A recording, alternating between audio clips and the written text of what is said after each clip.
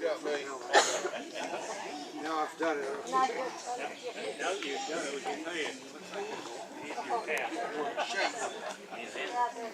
So Chacchoben is not the ancient name of this place. It was given by the explorer. His name was Peter Harrison, 1972. I always say something. He report this to the Mexican government because maybe you can hear some guys around here that says that he discovered this. So of course, he was not right here and suddenly, wow! Everybody knew about this. Who? Mayan people. Yes. But he come and he was the first person with a notebook and a pen and mapping and measuring all of this, right? 1972. In 1972, this building was not like we see today, as we see it today. It was all covered with rocks, trees. You know, it was a big mound right there. And then you were coming from Costa Maya. How many mountains did you see? None. It's flat. Right here, it is flat. So when you are in the jungle and suddenly big mounds appears in groups, this is an ancient city. So this is what happens right here. This, the excavation, preservation of this archaeological site started in the year 1994 by Mexican archaeologists. So first, it was just the reporting. And then 20 years, and these archaeologists come to work right here. That is the reason why many things were destroyed. 20 years abandoned again this place, you know? They were abandoning, doing nothing right here. So the archaeologists come, Mexican archaeologists come, they saw the very big mound right here, and they start cutting the trees, removing the dirt, you know, everything. We need to understand that it took some time because they didn't use any heavy machinery. It should be with brush, you know, by hand, in order not to destroy anything. During the excavation is when artifacts appears. Ceramic, pottery, items these people were using right here. These items were sent to the laboratories to practice the carbon dating, and information appears. Based on this, we know today, because there was some information 20 years ago, that some of them have changed because the new discoveries. Today we know that Chacchoben dates back at least 400 BC. Oh, jeez. Yes? This is the beginning of this place. The first evidences of people living right here. 400 BC. Of course, that was the beginning, but it was until 700 AD, 700 AD when it flourished, you know, golden age of it, with approximately 8,000 people living here. So it means that we're going to visit just the center of the place, the center of the city, like downtown Chacchoben. That's what we'll see today. See? So the archaeologists come, they remove all the dirt, and the building appears. This one. Yes. But something we don't have to forget is they were humans like you and me. Why we need to understand this? Because the place that we are visiting is a city like we have today our cities. What can we find today in our cities? What do we need? We need to build a place to worship God. Yes or not?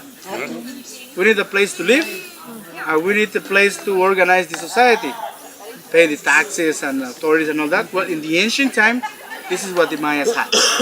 8,000 people living over here is a problem. This society should be organized. That's why in this city we have temples, houses, and administrative buildings. This is our first one. What do you think is this? Huh? Yes, it's a temple, church. It's right here where the Mayas come and worship a god. Actually, there are some characteristics that we can see and understand what is the function of the building. First, First, no doors. No doors. Why no doors? Because there is nothing inside. Nobody was living inside. There is no treasure chamber. There is no royal tomb. There is nothing. Many people believe or compared many years ago the Mayan pyramids with the Egyptian pyramids, but actually the function are different. Okay? There is nothing inside. Let me ask you something. Anybody has an idea why temples are tall? Close to the gods. This is wrong. Yes, this is wrong. Why? We need to understand that when the Spanish come, they were also not just soldiers come. There were also bishops and priests. And when they were converting the Aborigines in the religion, they said that these things are to reach the gods because the ideology they brought. But actually, if we analyze the ideology of the Mayas, they don't want to reach the gods. Why? Because in the Mayan ideology, we have gods in the sky and gods in the underworld, right? And we depend on them. And it's not good gods and bad gods. No, there are gods. It's one universe. How can I explain this to you? An orange. I need some orange. I want some orange. I have in my hand an orange seed. What should I do? Make a hole. Bury the seed. The seed dies. The gods of the underworld help the seed to get the plant, and the gods of the sky, who? Rain, wind, sun, makes them it grows and produce oranges, right? That's why we depend on them. So this idea of reaching the God is not accurate, right? Let's learn why temples are tall. Bueno, once the archaeologists remove all the dirt, we got the temple. The most important job right now for the archaeologists is to understand which god this temple is dedicated to. You know why? Because right here we have a lot of temples. Each god had his own temple: sun, moon, rain, wind. So the archaeologists need to understand which one is dedicated to. So the archaeologists have to do something. You see the temple? They have to destroy one part of the building and go inside. Because all the information we need is inside. Why? Because inside of this temple there are more temples.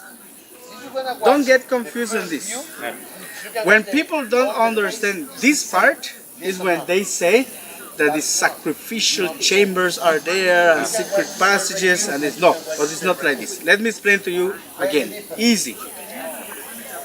400 BC, we got one leader, one ruler with his people who decide to live right here. Let's start from there. Why? Because natural resources, because this, that, whatever. They decided to live right here. This group of people were a very small community, and they had not the economy or the power, not even the labor force, to build a temple this big. So how do you think they start? Something small. But that temple was decorated, painted with images of the god it was dedicated to. Let me use my hand. One temple, one leader. This leader dies, one more, until one of them says, hey, I am better than all of them before of me, and I can build something bigger, better, higher. So the first temple is covered, buried with the new one. Actually, this new leader is doing something. Use this as a foundation to build one more bigger. So this one is covered. There is no doors to go to this one, to this, because this one, this leader, didn't want to be related with him. He's better. So he buried this there is no doors. And more time, more leaders, one more on top, one more on top. That's why temples are tall, because the ruler wants to show his power over the others and over their community. Right? That's the reasonable explanation of it. And when the archaeologists want to know which god it was dedicated to, they have to go inside, because the temples inside still preserve their paintings. And this is what gives to us all the information of the temple. Right? In the other side, we're going to take a look about the excavation they did, and they discovered that it was dedicated to Ekchua. In Maya, it refers to the planet Venus. This is one, and this is not restored yet. It is not restored. So that one was like this one. We got this layer, it is destroyed. This is the last layer. The last layer is what we see here. So when the archaeologists come, they remove the last layer, and this one appears, which is that one. See, so they remove the ground and the rocks of the last layer. This one appears, and then inside it is found one, and probably one more. So this one had at least 4 different modifications. Yes? It's not, we need to understand that it is not 4 kings, one after the other, who rebuilt. No, sometimes we pass in lots of kings until one of them decided to do a modification right here. Some others, a modification in this place. Okay?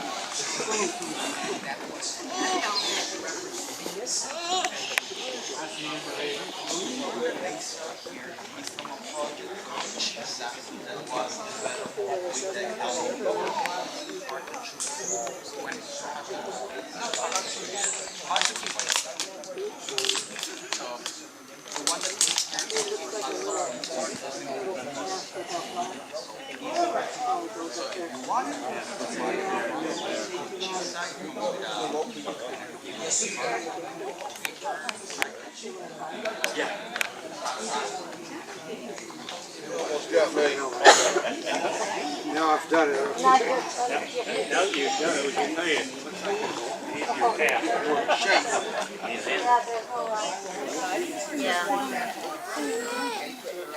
Your tab. They're pretty chill. They're like, Zoom back out.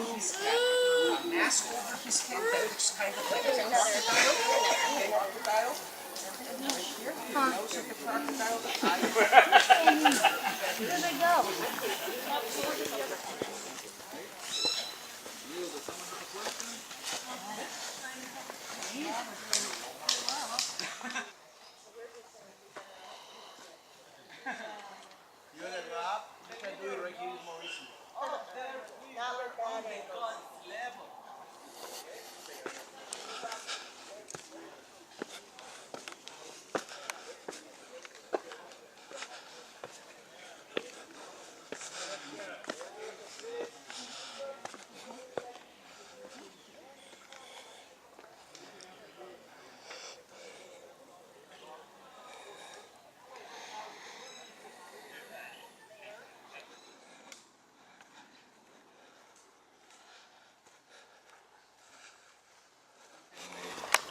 There are 2 temples here, sun and moon. Which one is the sun? That one. This is the moon, right here. Okay. I would like you to understand here something about the human sacrifices. The human sacrifices have many purposes. Many purposes.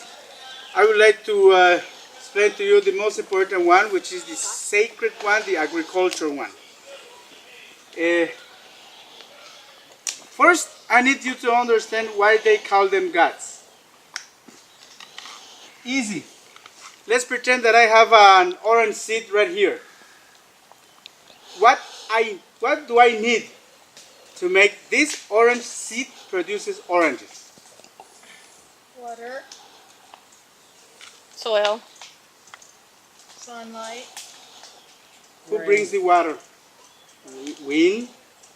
Yes. Bring the cloud and it rains. Actually, that is the reason why the Mayas call them gods.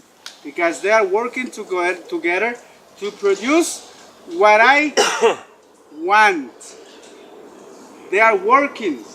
They are working. We work. What happens when you work? You get tired, you get hungry. What do you need to work tomorrow? Are energies. So you need to eat. And actually that is the reason the Mayas are giving sacrifices to the gods.